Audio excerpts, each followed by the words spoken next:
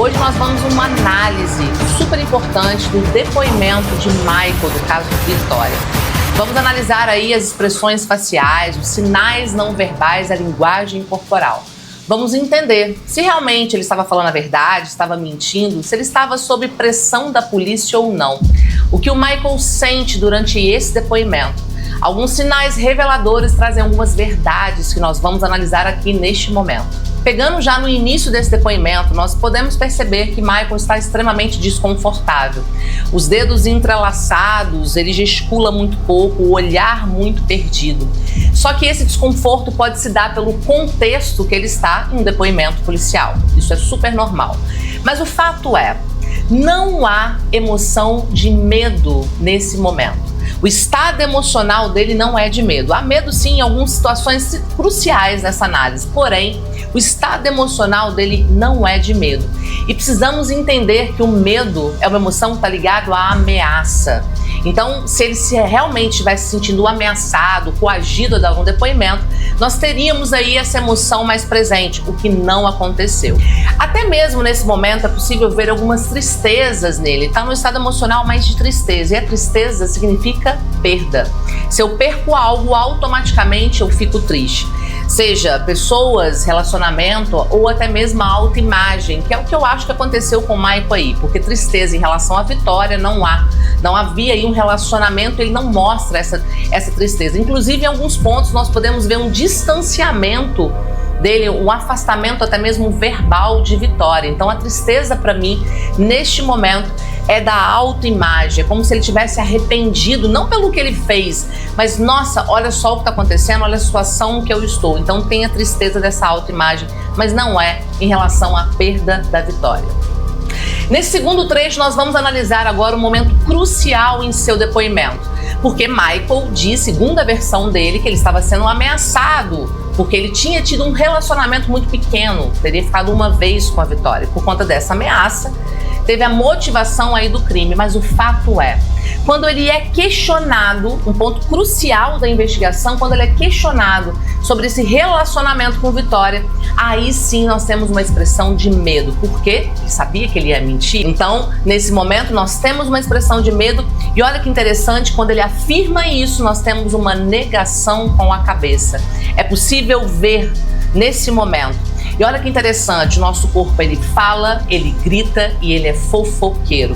E o seu não verbal, ele traz informações do seu inconsciente, que sempre vai trazer a verdade. Isso aqui é sim, isso é não, desde quando a gente nasce. Quando nós afirmamos algo, mas o nosso corpo contradiz as palavras, nós temos ali um sinal de incongruência. O fato, pessoal, que não existe o sinal da mentira. Existem vários sinais que nós especialistas analisamos e aqui eu trago que, além de outros sinais que ele demonstra, ali ele nega com a cabeça quando ele diz que ele tinha ou teve um caso com Vitória. Eu não acredito nessa versão dele. O que ela pedia? Ela não tinha nada, ela só falava que ia falar com isso. Ela só te ameaçava? É. E olha que interessante, quando ele diz isso, nós temos aí uma expressão de desprezo. O desprezo é um sorrisinho de lado que ele faz muito rápido, numa microexpressão, porque sim, quando o mentiroso quer te enganar, essa expressão ela vem muito rápida. O desprezo, que é esse sorrisinho de lado que provavelmente você já tenha visto, é uma emoção que está ligada à superioridade ou um desejo de não envolvimento com algo. Então, nesse assunto, ele acaba não querendo se envolver tanto, ainda vem essa emoção de superioridade. E logo depois, olha que interessante, ele faz algo que é o afastamento verbal. Quando o delegado pergunta para ele, mas quanto tempo? 6 meses? Ele fala, 1 ano. Ele nega com a cabeça, temos desprezo. De repente ele fala assim, coloca 1 ano e meio. Olha só, um afastamento verbal. Coloca aí, como se fosse, é isso aí, deve ser isso. E ele pede para colocar, não parecendo ser uma história real. Se fosse uma história real, ele não se comportaria dessa forma, até mesmo verbalmente. Olha que coisa mais interessante, mais à frente, Maicon confirma que Vitória ameaçava ele a contar sobre o relacionamento deles para a esposa. Só que nesse momento que ele diz isso, o corpo dele contradiz. Nesse momento nós temos aqui uma elevação unilateral dos ombros. Olha que coisa mais interessante. Quando nós vamos responder, por exemplo, não sei, a gente tem essa elevação dos ombros. Se você aí em casa falar não sei e deixar os seus ombros parados, você vai sentir um certo desconforto dentro de você. Isso é a incongruência, que é o que eu estou tentando demonstrar para vocês, que a palavra que ele diz contradiz o que o corpo dele realmente está dizendo. Então, quando ele diz aqui, ó, é porque ele não tem certeza alguma do que ele está falando. Fica pedindo. Eu não tinha nada, né? Já tá falado que ia falar com isso. Ela só te ameaçava? Passou a ameaçá-lo. Ele mente nesse momento que ele diz que a Vitória o ameaçava pela questão da esposa. Você se preocupava com isso? Grande preocupação. Ó, interrogando. E é interessante que, além disso, é possível ver o intercostal dele se movimentando mais rápido. Você vê que ele fica mais nervoso, mais desconfortável nesse momento. Até que o delegado pergunta para ele: Maicon, mas você se preocupava com isso? E quando ele responde, eu me preocupava, nós temos aí o que nós chamamos de pitch vocal, que é uma alteração da voz. Ele não se preocupava com isso, até porque essa história era mentira. Então aí é possível, pela voz mesmo, também pegar uma mais incongruência de Michael. E tem mais, quando ele afirma sobre essa questão da preocupação com a esposa, nós temos uma elevação que dessa vez foi bilateral, os dois ombros se levantam, porque ele não tem certeza do que ele está falando.